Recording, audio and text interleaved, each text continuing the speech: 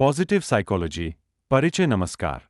आज हम positive psychology के बारे में समझेंगे, जो आधुनिक मनोविज्ञान की एक अत्यंत महत्वपूर्ण और उपयोगी शाखा है। साइकोलॉजी का मुख्य फोकस लंबे समय तक मानसिक रोगों, समस्याओं, तनाव, अवसाद और विकारों के उपचार पर रहा है। यह दृष्टिकोण यह जानने का प्रयास करता था कि व्यक्ति में क्या गलत है।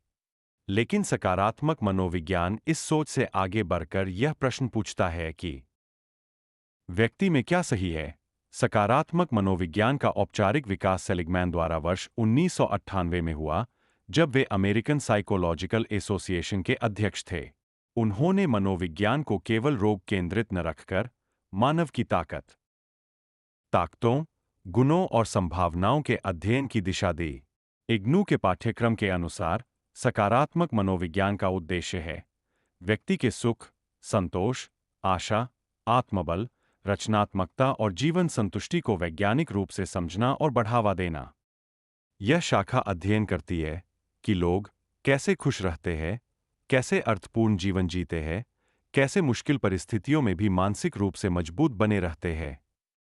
पॉजिटिव साइकोलॉजी मुख्य क्षेत्रों पर केंद्रित है, जैसे सकारात्मक भावनाएं, खुशी, आशा, कृतज्ञता और सकारात्मक व्यक्तित्व गुण जैसे आत्मनियंत्रण, साहस, लचीलापन, रेजिलियंस, सकारात्मक संस्थाएं जैसे परिवार, विद्यालय और समाज जो व्यक्ति के विकास में सहायक होते हैं, विशेष रूप से wellbeing, optimism, resilience, flow, happiness और कैरेक्टर स्ट्रेंथ्स जैसे विषयों पर जोर दिया गया है।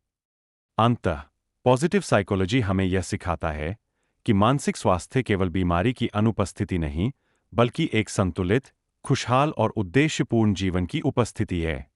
इसी कारण आज सकारात्मक मनोविज्ञान का उपयोग शिक्षा, परामर्श, संगठन, स्वास्थ्य और जीवन कोचिंग जैसे अनेक क्षेत्रों में किया जा रहा है।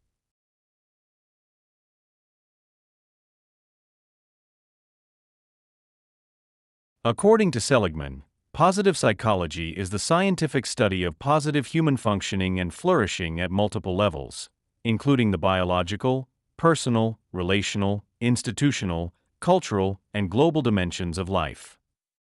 सकारात्मक मनोविज्ञान का दायरा। पॉजिटिव साइकोलॉजी यह समझने का प्रयास करता है कि व्यक्ति कैसे अपने सर्वोत्तम स्तर पर कार्य करता है, जीवन में संतोष और उद्देश्य महसूस करता है, नकारात्मक परिस्थितियों के बावजूद मानसिक संतुलन बनाए रखता है।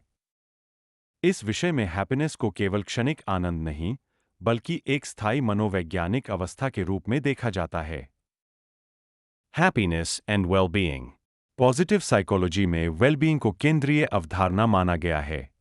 इसके अंतर्गत दो प्रमुख दृष्टिकोण बताए गए हैं।